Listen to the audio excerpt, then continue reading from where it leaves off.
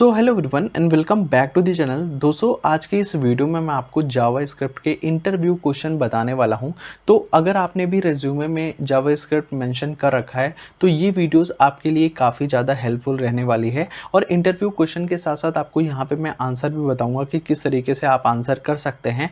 तो चलिए वीडियो को स्टार्ट करते हैं और चैनल को सब्सक्राइब ज़रूर कर लीजिएगा। और साथ ही साथ दोस्तों यहाँ पे टेलीग्राम और इंस्टा पे भी आप फॉलो कर सकते हैं। और भी दोस्तों यहाँ पे वीडियोज़ अपलोड है टॉप 10 एसक्यूएल जावा के ओप्स कॉन्सेप्ट में भी। तो चलिए स्टार्ट करते हैं वीडियो। तो दोस्तों यहाँ पे ये जो टॉप जावा इंटरव्यू क्वेश्चन है ये पार्ट फर्स्ट वीडियो होने वाली है और इसमें मैंने कुछ क्वेश्चन यहाँ पे लिया है जो इंटरव्यू के पॉइंट ऑफ व्यू से काफ़ी ज़्यादा इंपॉर्टेंट है।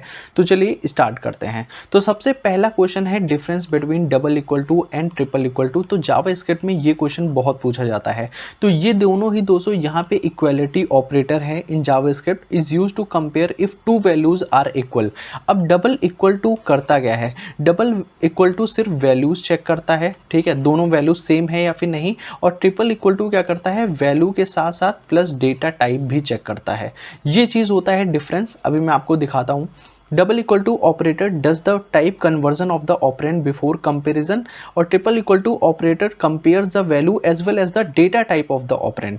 जैसे कि x इक्वल टू 3 है, ठीक है, ये एक नंबर है और y इक्वल टू यहाँ पे डबल कोट में 3 है तो ये एक स्ट्रिंग है। तो जब आप x double equal to y करोगे तो यहाँ पे क्या होगा? इसमें आपका जो यहाँ पे स्ट्रिंग है वो कन्वर्ट हो जाएगा नंबर में, ठीक है। नंबर में कन्वर्ट होने के बाद ये दोनों ही सेम आएगा जिसकी वैल्यू हमेशा ट्रू होगा। तो यहाँ पे आप देख सकते हैं it tries to convert the operand to the same type before making the comparison.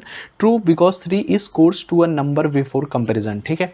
अब यहाँ पे 3 जो है एक नंबर है और यहाँ पे ये एक स्ट्रिंग है, ठीक है। तो अब क्या होगा? ये जो स्ट्रिंग है वो नंबर में कन्वर्ट हो जाएगा, ठीक है, जिसमें यहाँ पे आंसर हमारा ट्रू आ जाएगा।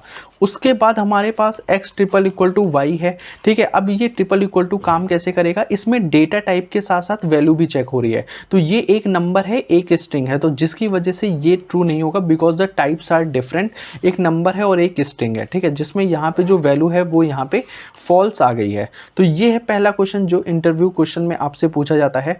और अब मैं आपको यहाँ पे सेकेंड क्वेश्चन बताता हूँ।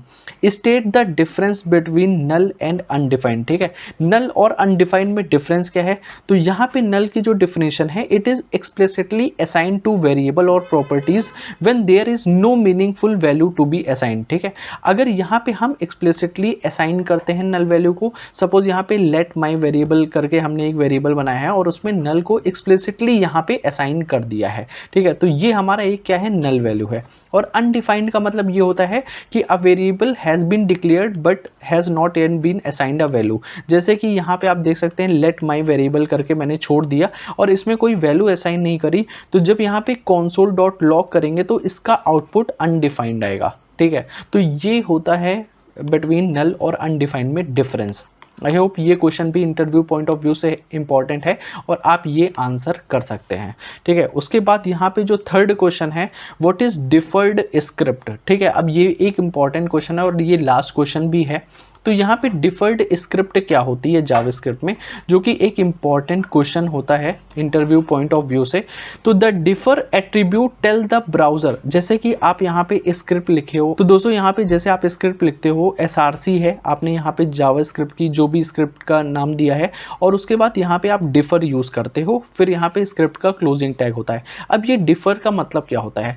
The defer attribute tell the browser not to wait for the script, instead the browser will continue to process the HTML build DOM, the script load in the background and then run when the DOM is fully built। तो आप यहाँ से देख सकते हो statement से ही आपको deferred का मतलब समझ में आ गया होगा कि स्क्रिप्ट क्या होता है। जब भी आप कभी भी यहाँ पे डिफर नेम देते हो इसका मतलब ये होता है कि सपोज यहाँ पे आपका कोई वेबसाइट है, ठीक है, आपकी वेबसाइट है और जब यहाँ पे HTML का कंटेंट आपको दिख रहा होता है, सपोज यहाँ पे ये रन होता है, ठीक है। जब ये HTML का कंटेंट रन होता है यहाँ पे और भी आपने कुछ टैग लगा रखा है, ठीक है। अब ये टैग यहाँ पे क्या होता है? आपको विजिबल होता है वेबसाइट में और उसके बाद अगर यहाँ पे स्क्रिप्ट दिखती है तो ये स्क्रिप्ट क्या होगा? बैकग्राउंड में रन होता रहेगा और आपकी जो HTML पूरा पेज है वो आपको विजिबल होगा। और जब ये विजिबल हो जाएगा कंप्लीटली HTML जो पेज है उसके बाद ये जो बैकग्राउंड में आपका जो यहाँ पे स्क्रिप्ट रन हो रहा था ये एग्जीक्यूट करेगा, ठीक है, तो ये बैकग्राउंड में चलता रहेगा।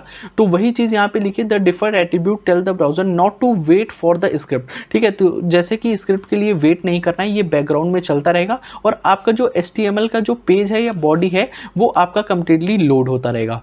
इससे यहाँ पे क्या होगा, आपका जो पेज का जो लोडिंग टाइम है वो यहाँ पे इंप्रूव होगा। और ऑर्डर ऑफ एग्जीक्यूशन, सपोज अगर मल्टीपल डिफर्ड स्क्रिप्ट लिखे हैं तो उसका भी ऑर्डर यहाँ पे डिफाइन होता है। और थर्ड यहाँ पे है अवॉइड ब्लॉकिंग, मतलब कि अगर सपोज यहाँ पे आपने कुछ भी HTML पेज आपका लोड हो रहा है और लोड होने के बाद सपोज अगर यहाँ पे उसे स्क्रिप्ट दिखता है तो स्क्रिप्ट सबसे पहले रन करेगा, उसके बाद पेज लोड होगा। तो इससे क्या होगा, इश्यूज क्रिएट होगा। इसकी वजह से क्या होता है, जैसे अगर आपने डिफर यूज कर लिया तो ये बैकग्राउंड में रन होता रहेगा और आपका जो वेब पेज है वो प्रॉपर्ली लोड हो जाएगा और साथ में वो बैकग्राउंड में आपका स्क्रिप्ट रन भी हो जाएगा। तो ये होता है डिफर्ड स्क्रिप्ट। आई होप आपको समझ में आया होगा। और दोस्तों अगर आपको और वीडियोस चाहिए तो आप कमेंट सेक्शन में भी बता सकते हैं, मैं और भी वीडियोस यहाँ पे आपके लिए बना दूंगा। तो दोस्तों मिलते हैं नेक्स्ट वीडियो में, तब तक के लिए बाय बाय।